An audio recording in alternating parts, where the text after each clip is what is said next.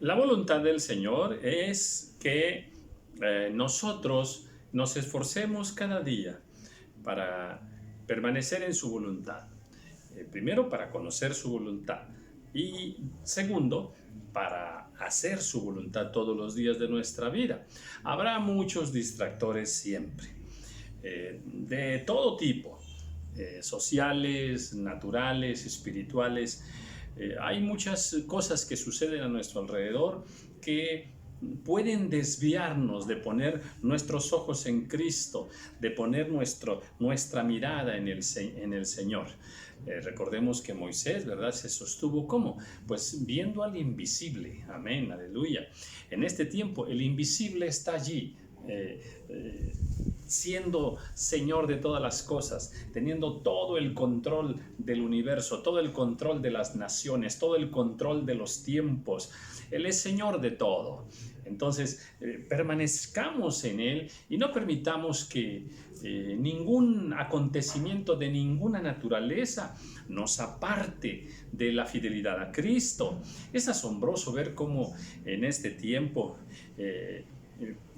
la iglesia misma y muchas personas se entretienen y se desvían de la voluntad perfecta del Señor en términos espirituales, porque tenemos que armonizar los aspectos naturales, los aspectos humanos con los aspectos espirituales, ¿verdad? Y acomodarlos perfectamente a nuestra vida, a nuestro tiempo. ¿Y qué es lo que digo? Pues que es asombroso cómo se desvían muchas personas, distrayéndose tremendamente o creyendo que los aspectos políticos de la nación más poderosa del mundo en este tiempo son los que van a normar la vida espiritual de la iglesia o nuestra propia vida espiritual, o que dependemos de el resultado de las elecciones de alguna nación o de los eventos políticos, culturales, económicos de cualquier nación. Eso es incorrecto. Nuestra vida no depende de un socialismo, de un capitalismo, de una oligarquía, de una monarquía. No. De las decisiones de políticos de cualquier nación del mundo. Nuestro futuro, nuestra vida espiritual no depende de los planes oscuros, guiados por las tinieblas de cualquier organización en el planeta. No. Nosotros dependemos de Cristo, nosotros dependemos del Señor. Y bueno, se dicen muchas cosas, se profetizan muchas cosas, pero se desvía mucha gente, absortos, pensando que si está avanzando tal o cual movimiento en el mundo, sea feminista, sea político, sea de orden sexual o de cualquier tipo, ¿verdad? Pensar que eso está sucediendo así y que la iglesia es la culpable, porque no ora, porque no entiende, porque no ve. No, eso está fuera de orden, absolutamente.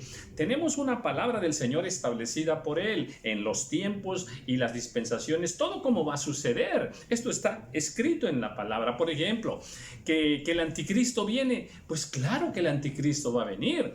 Por ahí alguien profetizaba y decía que el anticristo había querido venir hace unos años, pero que Dios no se lo permitió. Como si Dios estuviera peleando con el anticristo. Eso es basura espiritual, de ninguna manera. Lo que está establecido, está establecido. Dios estableció que aumentará el pecado. Dios está establecido que aumentará la maldad, que vendrá el anticristo. Desde luego, eso va a ocurrir. Si la iglesia ora, eso va a ocurrir. Y si la iglesia no ora, también va a ocurrir. ¿Por qué? Porque eso está escrito, que así va a suceder. La palabra del Señor nos dice, y vendrá el anticristo, pero yo le encargo a la iglesia que ore para que no venga. Por favor, eso no es entender el diseño de Dios. Dios no llamó a la iglesia a construir una sociedad mejor. Dios no llamó a la iglesia para que, peleen y oren para que haya una economía estable mundial o una justicia mundial. No, Dios no mandó a la iglesia para eso. Eso va en contra de lo que ya dijo el Señor, que aumentaría la maldad. Sí, los hombres cada vez más se apartan del Señor. Dios no mandó a la iglesia a pelear por las causas sociales.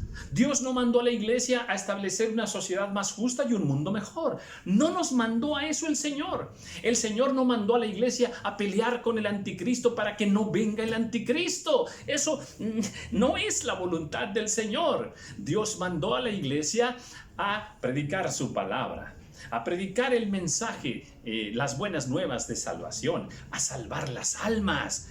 A eso nos ha mandado el Señor, a con nuestra vida ser sal y ser luz del mundo. A eso nos ha mandado el Señor, a dar testimonio de la verdad, pero no a preocuparnos o dedicar horas y horas al análisis, a la discusión, o bien a escribir ahí en las redes sociales sobre todos estos movimientos políticos de cualquier tipo y de cualquier nación. Nosotros no dependemos de ningún gobierno, dependemos de un Dios maravilloso que nos ama, un Dios todopoderoso. Así es que, pues no nos desviemos y no perdamos el propósito por el cual Dios ha establecido a su iglesia. Si tal movimiento político ocurre en nuestro país o en el país vecino o en un país lejos de nosotros, ¿verdad? Y creemos que eso nos va a afectar. No, en absoluto. En absoluto. Eso es no entender la voluntad del Señor. Yo no dependo de ningún gobierno. Yo no dependo de las voluntades de personas que tienen toda una conflagración mundial, ¿verdad?, para sus propósitos perversos, guiados por el príncipe de las tinieblas. Bueno, nosotros no dependemos de eso. Nosotros tenemos a nuestro Señor, a nuestro Dios, que es el Rey, el soberano, que Él es el Señor de todos los tiempos y de todas las naciones y de todas las economías. Entonces, afirmémonos en el Señor, afirmémonos en Cristo Jesús, afirmémonos en su palabra y deja al mundo que ruede. Deja el mundo que se mueva como tenga que moverse, pero tú afírmate en el Señor. Si nosotros estamos firmes en el Señor y conocemos su palabra, mira, para ti va a haber bendición. No importa lo que esté ocurriendo políticamente, económicamente alrededor. Que si el dólar sube, que si el dólar baja, eso nada tiene que ver con nuestra economía, ¿eh? Aunque, claro que vas a escuchar por ahí muchas ponencias de que sí nos va a afectar y que, bueno, pues si usted quiere creer eso, crea eso. Yo lo que creo es que Dios es fiel conmigo y con toda mi casa en medio de cualquier circunstancia. Alaba al Señor en todo tiempo, bendice al Señor en todo tiempo, cumple el propósito de Dios con el cual Él te tiene en esta generación. Dios es Señor de las naciones, Dios es Señor de las familias, Dios es Señor de tu vida, Dios es Señor de todas las generaciones. Y nada de lo que está ocurriendo ahora en el mundo sorprende al Señor. Está en el plan perfecto del Señor, así es que nosotros ya somos llamados a paz y a compartir el mensaje que Dios tiene en este tiempo para nuestra generación. Dios conoce las generaciones, amén. Bien, quería decir esto, espero que de alguna manera pueda edificar tu vida. Bien, pues y hablo de las generaciones porque ahí terminé en el video anterior. Estoy en Proverbios capítulo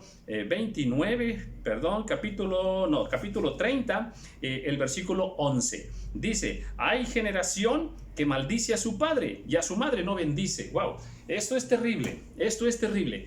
No estamos hablando de que una persona maldice a su padre, ¿verdad? Y maldice a su madre. No. No estamos hablando de eso. Estamos hablando de una generación. Ya una generación es miles y miles y miles de jóvenes. O sea, estamos hablando de un cambio en la mentalidad, en este caso, de los hijos y de los jóvenes. Eso se está viendo. Eso se está viendo. Y no pelees y no luches contra eso. Eso se seguirá viendo. Yo no puedo orar para que la maldad para que la maldad se termine. No, esas oraciones son vanas, son superfluas. Dios no nos mandó a tener ese tipo de oraciones. Subiré un video al respecto de cómo, nos hemos desviado mucho de cómo orar correctamente. O sea, hacemos muchísimas oraciones que están fuera de orden por completo, pero ya lo comentaré en su momento, ¿verdad? Entonces, ¿hay generaciones así? Las hay. Las hay. Y bueno, si nos toca a nosotros una generación así, pues tendremos que movernos en medio de esa generación. Y no importa la generación en la que nos toque vivir, el propósito para el cual Dios me dio la vida es el mismo, ¿verdad? Que es compartir las buenas nuevas de salvación, el arrepentimiento de pecados, la vida eterna en Cristo Jesús, amén, compartir su palabra y dar testimonio con nuestra vida. Ese es el propósito.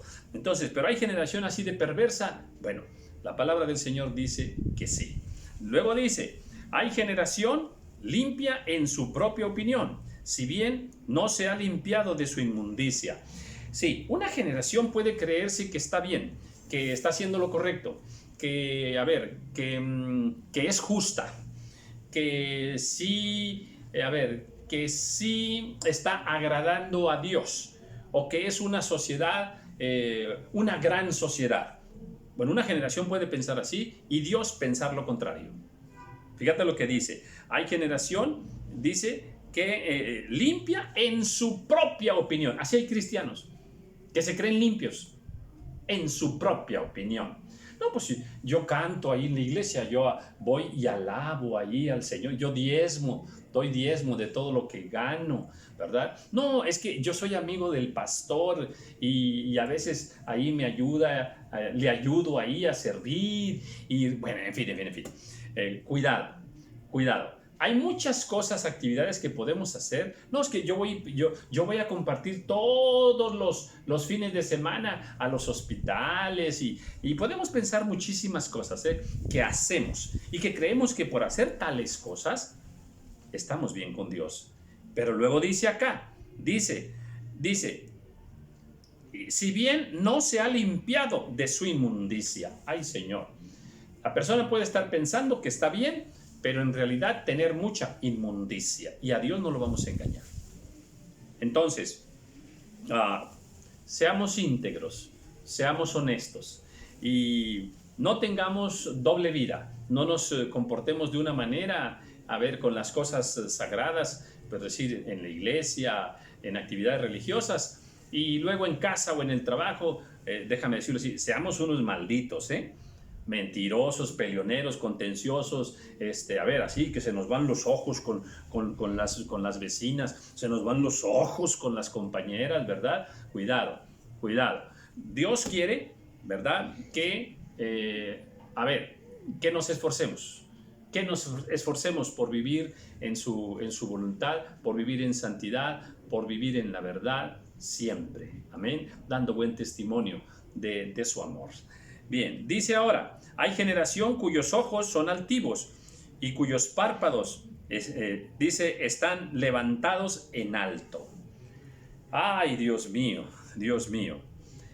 Otro tipo de generación altiva. Generación altiva. Y bueno, pues altiva es que se cree muy alto. Y tan alto así dice que sus párpados están levantados en lo alto, O sea, levantando la ceja, ¿verdad? Mirando hacia abajo. Eso de esa soberbia en cualquier persona, ¿verdad? Bueno, pues dice que hay generaciones así, muy altivas, ¿verdad? Hay naciones que se creen lo máximo, ¿verdad? Dentro de lo que hablaba yo al principio, ¿quién le ha dicho a la iglesia que en este caso la nación más poderosa del mundo es el reloj profético de Dios? En ninguna manera. Los tiempos de Dios no están marcados por la nación más poderosa del mundo, en este caso. No, los tiempos proféticos los tiempos del reloj profético del Señor están marcados por Israel, no por una nación poderosa económicamente o como sea, ¿verdad? Bueno, pues, ¿quién les ha dicho que lo que ocurra en esta nación va a cambiar al mundo? No. En ninguna manera. Los cambios que ya están en el proyecto de Dios, esos vendrán en su tiempo. Nadie va a ser, mira, el anticristo no va a venir cuando él quiera. El tiempo de los gentiles no se va a terminar cuando la nación más poderosa del mundo y otras naciones paralelas así quieran. Pueden establecerse los cambios que quieran, las leyes que quieran, pero los planes de Dios se van a cumplir tanto para el mundo como para las naciones, como para tu vida, como para la iglesia, en el tiempo que Dios tiene establecido. Entonces creer que, a ver, es que si ocurre esto, todo esto va a cambiar, ¿qué va a pasar conmigo? A ver, ¿qué va a pasar contigo? Abraza al Señor, ama al Señor, vive para Dios, amén. Establécelo en humildad, en humildad, en humildad. A veces la nación más poderosa del mundo ha creído que de ahí mana todo. Sí, que son el centro de todo. En ninguna manera, eso es altivez. Y es de lo que está diciendo aquí la palabra. Cuidado con las generaciones altivas, ¿eh? Entonces no cometamos ni como nación, ni como familias, no cometamos ni como personas el pecado de ser altivos. Hay generación, otra más, hay muchas, pero aquí hay otra. Hay generación cuyos dientes son espadas y sus muelas cuchillos, para devorar a los pobres de la tierra y a los menesterosos de entre los hombres. ¡Ay, Dios! Otra generación perversa, ¿eh? Dice que sus dientes son espadas. ¡Ay, Señor amado! Imagínate. Y sus muelas son cuchillos para devorar. Para clavar las espadas, para clavar los cuchillos, para destrozar. ¿A quiénes? A los más débiles. ¿A quiénes? A los más pobres. Oprimir. Es una generación tremenda, es una generación, aberrante. Entonces, así los pueblos, las naciones, así se pierden en medio de la maldad. Pero podemos nosotros, atención, recuerda que el Señor dice que vivimos en medio de una generación maligna y perversa. Eso está escrito. Que nosotros como pueblo de Dios vivimos en medio de una generación maligna y perversa. Fíjate nada más, maligna, que depende del mal. Perversa, con intenciones terribles, nada justas, nada buenas. Bueno, pues allí nos tiene el Señor. ¿Para qué? Para que nosotros no seamos malignos, para que nosotros no seamos perversos. Nosotros tenemos que amar, nosotros tenemos que ser justos, nosotros tenemos que servir, nosotros tenemos que ser misericordiosos con todos los demás. No importa que ellos no sean con nosotros. No le cambies, no apagues el video. Este evangelio a muchos no les gusta, pero este es el evangelio que Dios nos ha dejado. Nosotros tenemos que dar testimonio de la verdad, aunque nos insulten. Nosotros tenemos que amar a los demás, aunque los demás a nosotros no nos amen. Nosotros tenemos que ser justos con los demás, aunque los demás cometan injusticias con nosotros. Nosotros tenemos que bendecir a los demás, aunque ellos no nos bendigan a nosotros. Este es el evangelio. ¿Verdad que este evangelio no se comparte en las iglesias? ¿Por qué? ¿Por qué? Porque no gana adeptos. Estarían vacías, más vacías todavía, porque ese evangelio no lo queremos escuchar. Bueno, pues para eso nos tiene el Señor. No importa la generación que nos toque vivir. Entonces dice, hay generación cuyos dientes son espadas y cuyas muelas son cuchillos para devorar. ¿A quién? A los pobres y a los menesterosos, los más débiles en la escala social, los pobres y los menesterosos, los que no tienen apoyo de nada, no tienen recursos, no tienen poder, ¿verdad? No tienen quien vea por ellos. Bueno, pues Dios sí ve por ellos y nos tiene a nosotros. ¿Para qué? Para que nosotros no actuemos de esta manera. Nosotros seamos una generación de paz, una generación de amor. La iglesia tiene que ser una generación de vida, una generación que, de una gran santidad y una gran misericordia para los demás. Para eso estamos acá, ¿eh? Así es que no importa cómo evolucionen los tiempos acá en el continente americano o en el continente europeo o africano, no importa. Es muy claro el plan que Dios tiene para tu vida, para nuestra vida y para la vida de la iglesia. No, que empezamos, repito, a culpar a la iglesia porque son unos mentirosos, son unos hipócritas y, a ver, son falsos, hay muchos falsos cristianos que predican el amor y bueno, y por ahí, y dale duro contra la iglesia misma, destruyendo a la iglesia misma. Pero hay una buena noticia. El Señor dijo, las puertas del Hades no prevalecerán contra mi iglesia. Oh, gloria sea al Señor. Gloria sea su nombre. Entonces, a ver, la iglesia está acá en esta generación, en este tiempo, viviendo todas las circunstancias que Dios le permita, pero Dios está con su iglesia. Amén. Y el adversario, a ver, las tinieblas, los demonios, a ver, el anticristo, todas las organizaciones que buscan establecer nuevos órdenes mundiales y todo eso, nada tienen que ver con la iglesia. No le van a quitar ni un pelito a la iglesia. La iglesia está firme. Oh, gloria al Señor, porque la sostiene el Señor Jesucristo. Aleluya, aleluya. Entonces, lo que nosotros como iglesia debemos hacer es, a ver, bueno, pues esforzarnos. ¿Por qué? Por entender al Señor, su voluntad y vivirla cada día. Así estaremos nosotros glorificando. A ver, si hay malos cristianos, si hay malas iglesias, si hay malas doctrinas que no glorifican al Señor, bueno, no te preocupes por eso, ni le estés dando fama a eso, ni lo multipliques en el Facebook o en cualquier, cualquiera de las redes que usamos ahora. Pues no tienes por qué multiplicar esas cosas. Estamos para multiplicar lo bueno, para edificar. Habla de lo bueno, gloria al Señor. Habla de Cristo, habla de los siervos del Señor, habla de su palabra, habla de los salmos maravillosos, habla de aquellas siervas preciosas que ofrendaron su vida por nuestro Señor. Aleluya, que hicieron grandes proezas en el nombre del Señor. Así es de que aquellos siervos y siervas que entregaron plenamente su vida, incluso hasta la muerte. Aleluya, esto glorifica al Señor. Habla de la fidelidad de Dios en este tiempo. Dios es fiel en este tiempo con su iglesia. Dios es fiel en este tiempo con tu casa. Dios es fiel en este tiempo para contigo. Así es que fuera temor y no te confundas. No te confundas. Entonces, a ver, Dios está con nosotros. Amén. Dios sustenta su iglesia en este tiempo. Aleluya. Dios la sustenta. Dios sustenta a tu casa y Dios sustenta tu vida.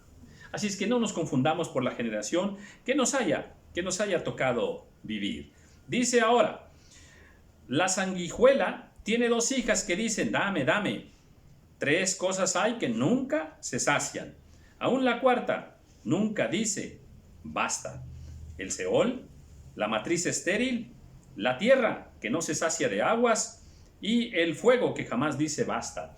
Interesante, ¿eh? Interesante planteamiento aquí en Proverbios de toda esta temática tan diversa que tiene que ver con el hombre, con los tiempos, que tiene que ver con la naturaleza, que tiene que ver con la sabiduría, con la ciencia y todo eso que Dios quiere que nosotros entendamos y aprendamos bien. Bueno, vamos de nuevo.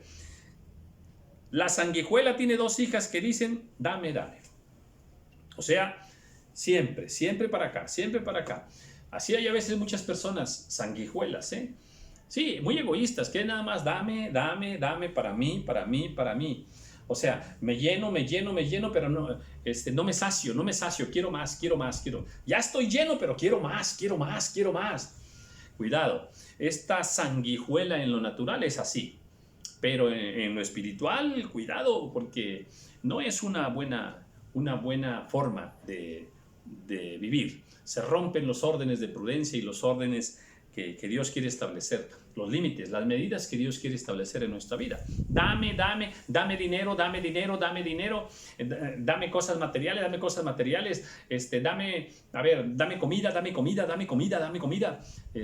dame abrazos, dame besos, o sea, mucho egoísmo. No, ese dame, Dios quiere que sea la inversa, o sea, en lugar de dame, que sea doy a los demás, doy una sonrisa, doy una palabra de fe, doy palabras que edifican, doy de mi dinero para lo que tenga que dar, amén, comparto con los demás. No seamos sanguijuelas espirituales, más bien aprendamos a dar a los demás de todas las bendiciones que Dios nos ha dado. Dice, 3 cosas hay que nunca se sacian, nunca se sacian. Por más que reciban, no se sacian. Dice, y aún la cuarta nunca dice basta. El Seol quiere más, dame más, dame más, dame más, dame más personas acá, mándame más personas acá.